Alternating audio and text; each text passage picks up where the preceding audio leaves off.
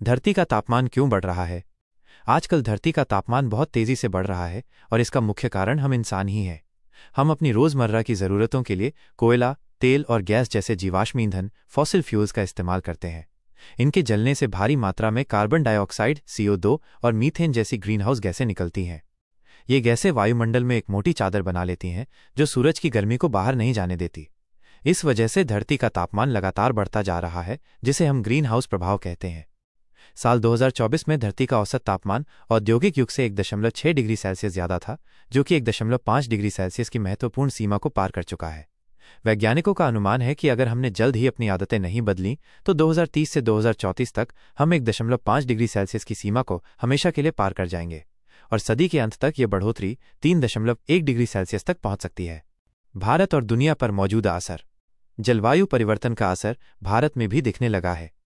भारत का औसत तापमान 1901 से 2018 के बीच 0.7 डिग्री सेल्सियस बढ़ चुका है।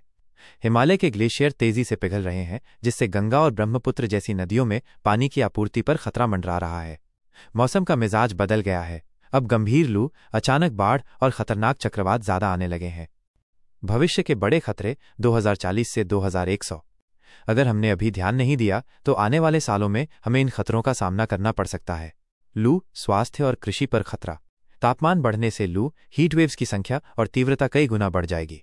इससे इंसानों की सेहत को गंभीर खतरा होगा, खासकर जब गर्मी के साथ नमी भी बढ़ जाएगी।